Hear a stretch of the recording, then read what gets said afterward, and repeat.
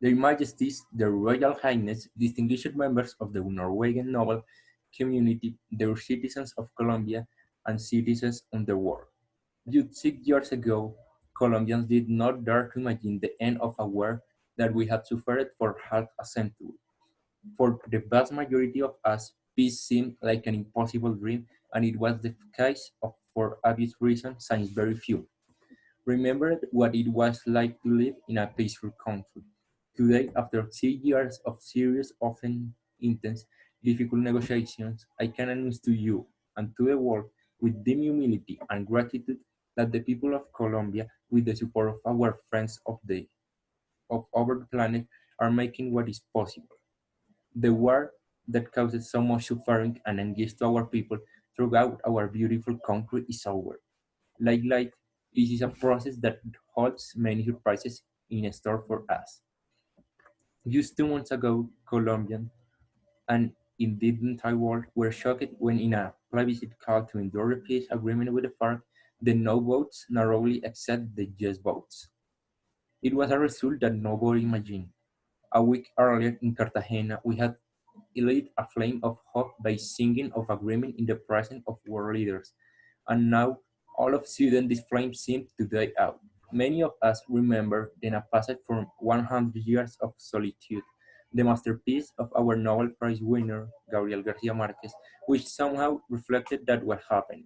It was as if God had resolved to put all capacity for astonishment to the text and keep the inhabitants of Macondo in a permanent swing between joy and disappointment, doubt and revelation to the extent that no one could know for sure anymore time what the limits to reality were. We Colombians feel like inhabitants of Macondo, a place not only magical but also contradictory. As head of state, I understood the significance of the adverse result, and I immediately called for a great national dialogue for unity and reconciliation.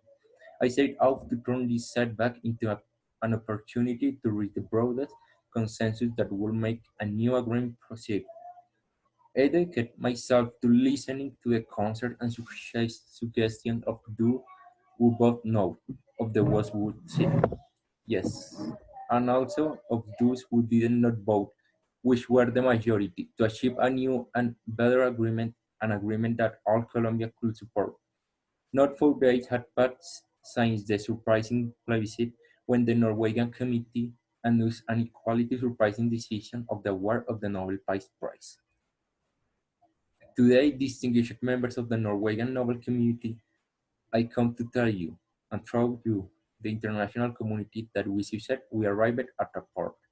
This new agreement was signed 2 weeks ago and was endorsed last week by the Congress of the Republic by an overwhelming majority so that it begins to incorporate it into our regulations.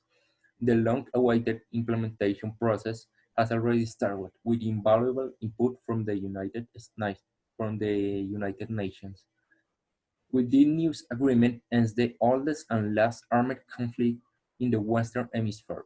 With the agreement, as Alfred Nobel offered in his will, is the mighty of an army, in this case an irregular army. Alfred Nobel, the great visionary whose legacy brings us together today on the exact day that 120 years have passed since this death, once wrote that war is the horror of horrors, the greatest of crimes. I have been a leader in times of war to defend the freedom and rights of Colombia, and I have been a leader to make peace. The final victory by arms, when no violent alternative exists, is nothing other than the defense of the human spirit. To win by arms, to annihilate the enemy, to carry the war to this last consequence, is to keep seeing another human being, someone with whom you can talk. General Álvaro Valencia Tovar, a former commander of the Colombia Army, historian and humanist, taught me this difference. He said that the word enemy has a connotation of passionate struggle, and hearted does not correspond to military honor. It is good to recall now the incipient question from Bob Dylan, my colleague at the Nobel Prize reception this year, who some of those of us were young in the 1960s. That is why I received this award of behalf of nearly 15 million of Colombians that we can to win the peace. Leonor Palacios is one of these victims.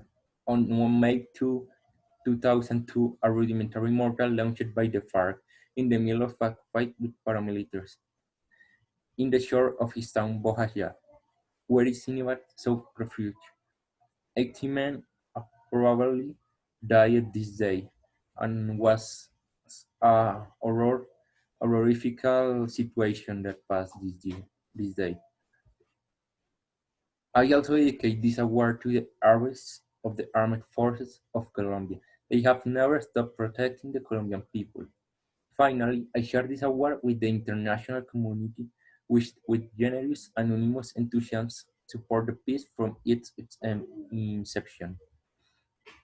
It is necessary to prepare and obtain proper advice analyzing what went wrong in previous peace attempts. Regional support is essential for the political solution of any asymmetric war. Today, fortunately, all the countries of the region are firm allies in the search for peace. This precisely is what we celebrate today in Oslo, the same city that was the start of the public phase of talk with the FARC in October 2012.